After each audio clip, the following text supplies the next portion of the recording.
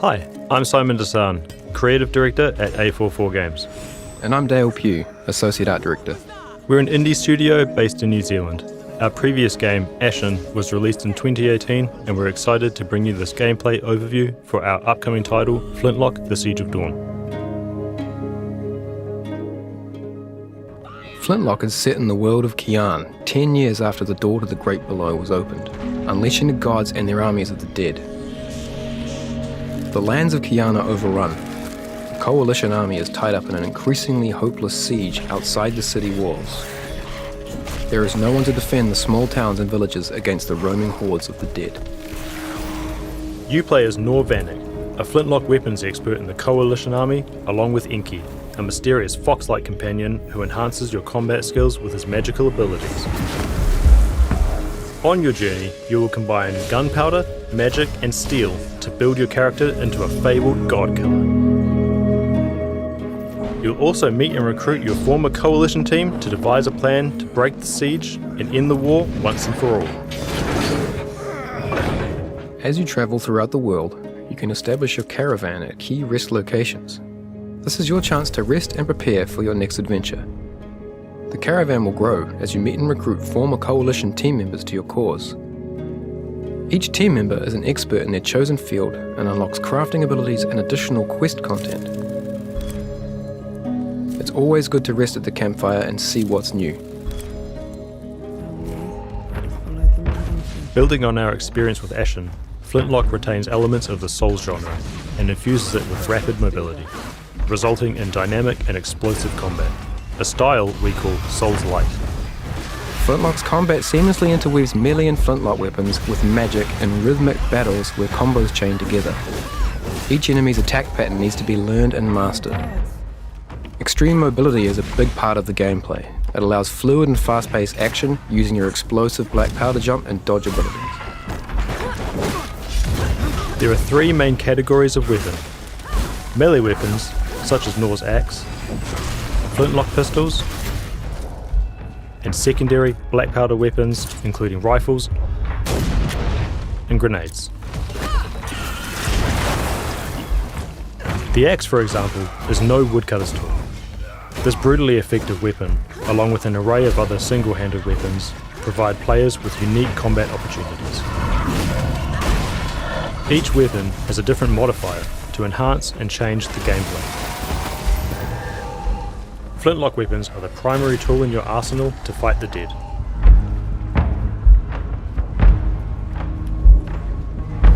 You restore black powder charges by hitting enemies with melee attacks.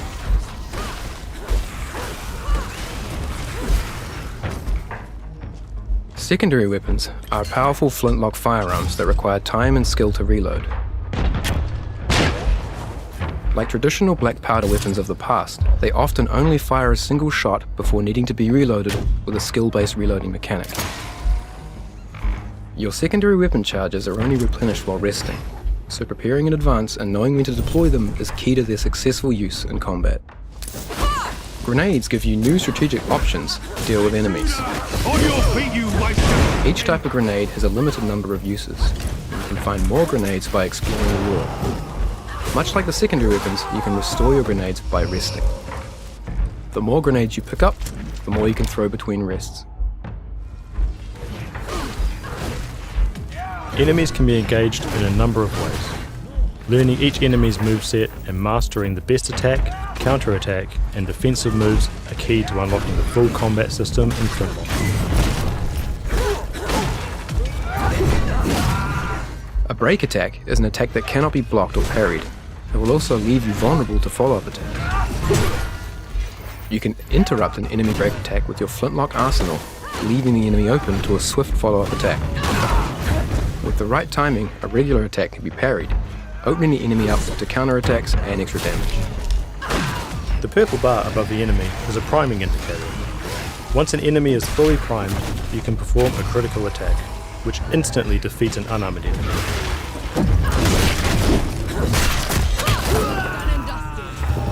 Or strips the armor from a more heavily protected one.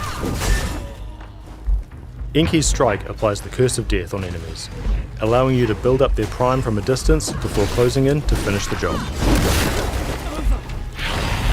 While Inky's curse is active, your melee strikes will also build the priming bar, as well as inflicting damage.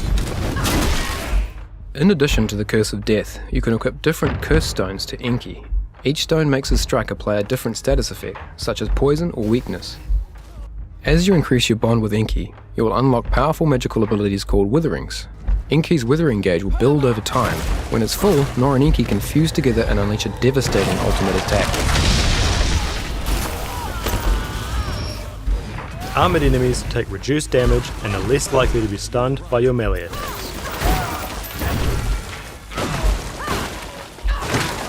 While you can kill an enemy that's armoured, you'll often need to remove it first by fully priming them and using a critical attack. Shields prevent all damage from a frontal attack. You must first remove the shield to attack head-on, or find other openings. Ripping off a shield exposes the enemy to a direct attack.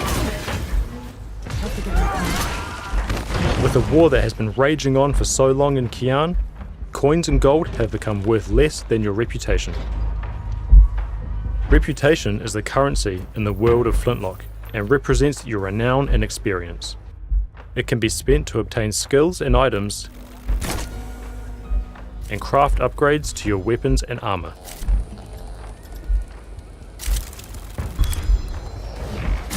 Engaging in combat and defeating enemies is one of the best ways to build your reputation.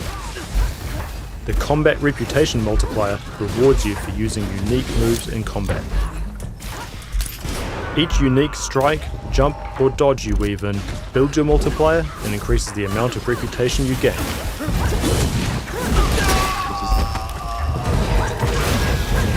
But be careful, if you take damage, you will lose your multiplier and the additional reputation that has been gained. You can choose to bank your reputation at any point and the multiplier will be reset to 0. Hamlets are settlements around the world that have become overrun with the dead. Defeating the boss will free the hamlet. The people will return to their normal lives and you'll gain access to the local coffee shop. Every coffee shop has a host. Hosts are mysterious creatures who care for the local inhabitants.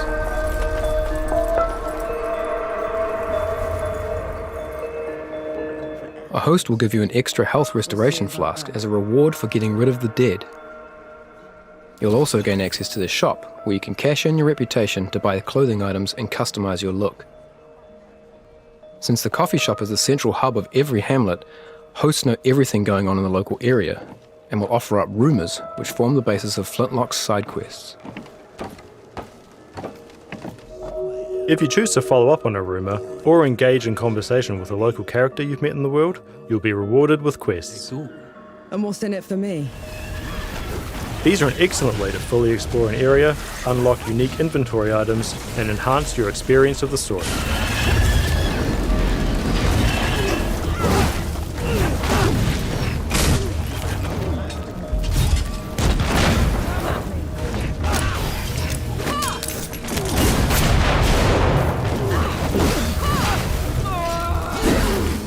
Even if you're not on a dedicated quest, it's always worth exploring off the main path, as there are often more challenging enemies and greater rewards to be had.